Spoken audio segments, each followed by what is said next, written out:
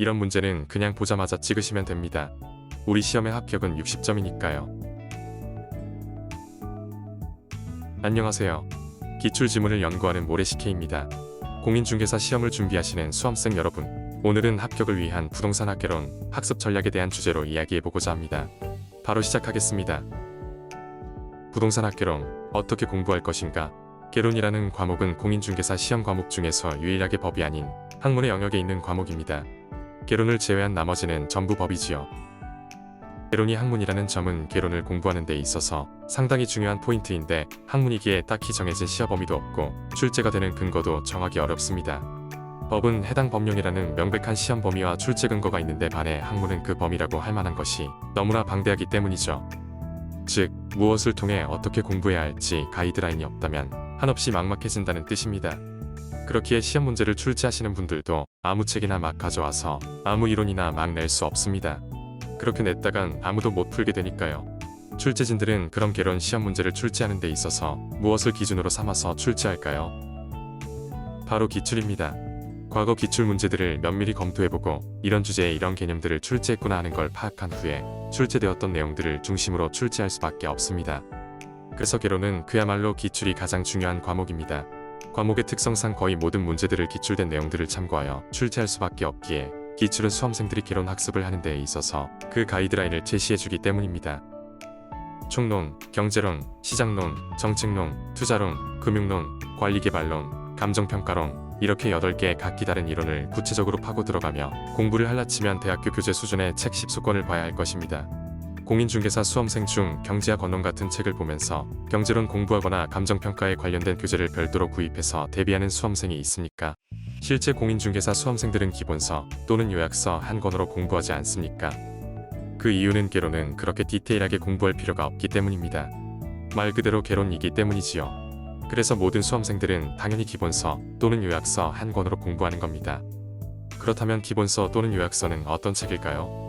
기본서는 과거의 모든 기출문제에서 다룬 내용과 이론들을 굉장히 자세하고 세세하게 수록해둔 책이고, 요약서는 기출된 내용 중 특히 자주 출제되었던 내용들만 뽑아내서 수록한 책입니다.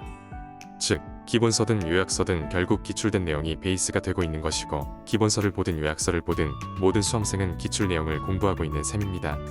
곧 시험 문제는 기출된 내용을 크게 벗어나게 출제될 수는 없다는 말입니다.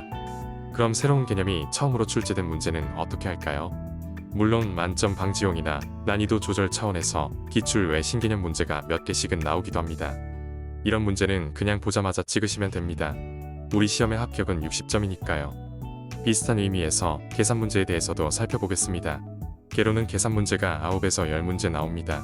이 문제들 중에서 3-4문제는 계산기도 필요 없을 정도로 손으로 쓱쓱 풀어도 금방 구할 수 있을 만큼 간단합니다.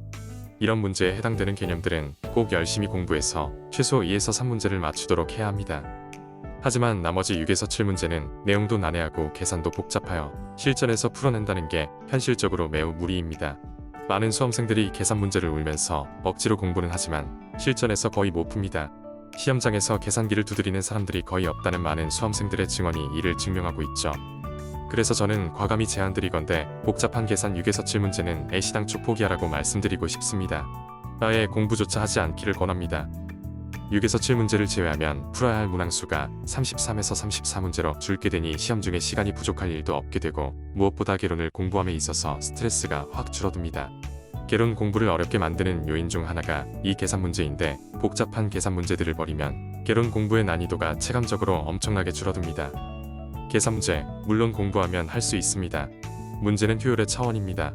시험장에서 풀 수 있을지 없을지도 확실하지 않은 그 계산 문제를 마스터하기 위해 투자하는 시간과 노력이 저는 정말 아깝다 생각합니다. 계산 문제는 꼭 가져가야 할 서너 개념을 제외하고는 과감히 포기하실 것을 저는 강력하게 권장합니다. 이 시험은 선택과 집중이 필수인 시험이고, 버리면 버릴수록 아이러니하게 얻는 것이 많아지는 시험이기 때문입니다.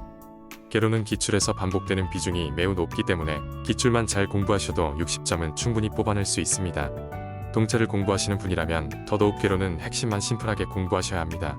그래야 2차에 집중할 수 있는 시간을 확보할 수 있으니까요. 다음엔 기출만 공부한 수험생은 34회 민법 과목에서 몇 점 받을 수 있었을까라는 주제로 돌아오겠습니다. 이번 영상 시청해주셔서 감사합니다.